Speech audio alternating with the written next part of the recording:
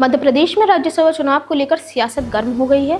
BJP द्वारा राज्यसभा उम्मीदवारों के नामों की घोषणा के बाद राजनीतिक गलियारों में हलचल तेज हो गई है। पार्टी ने पहले रजनीश अग्रवाल और तरुण चुग को उम्मीदवार बनाया था, लेकिन अब तीसरे उम्मीदवार के रूप में महेश केवट को मैदान में उतारकर मुकाबले को और दिलचस्प बना दिया है। इसी बीच मध्य प्रदेश सरकार में कैबिनेट मंत्री कैलाश विजयवर्गीय का एक बयान भी चर्चा का विषय बना।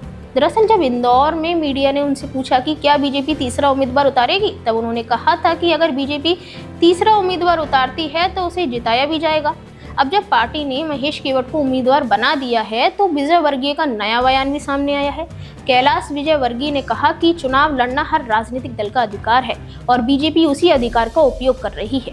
उन्होंने दावा किया कि पार्टी के पास अतिरिक्त वोट हैं, इसलिए तीसरा उम्मीदवार उतारा गया है।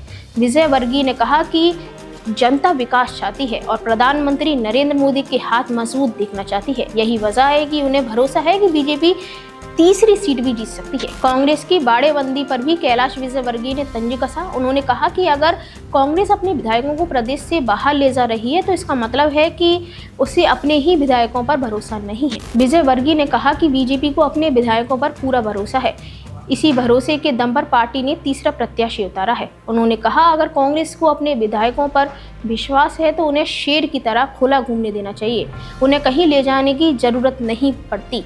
दरअसल राजनीतिक हलकों में यह चर्चा तेज है कि राज्यसभा चुनाव में क्रॉस वोटिंग की संभावना को देखते हुए कांग्रेस अपने विधायकों को एकजुट रखने की कोशिश कर रही है। इसी कारण विधायकों की बाड़ेबंदी की खबरें सामने आ रही हैं। हालांकि राजनीतिक समीकरणों पर नजर डालें तो बीजेपी के पास अतिरिक्त वोट जरूर हैं, लेकिन इतने नहीं है कि तीसरे उम्मीदवार की जीत पूरी तरह सुनिश्चित मानी जाए।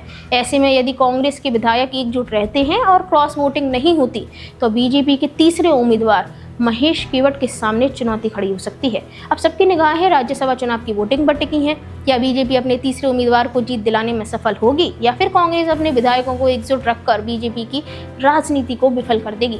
फिलहाल मध्य प्रदेश का राज्यसभा चुनाव बेहद दिलचस्प मोड़ पर पहुंच चुका है और राजनीतिक गलियारों में इसी की चर्चा तेज हो गई है।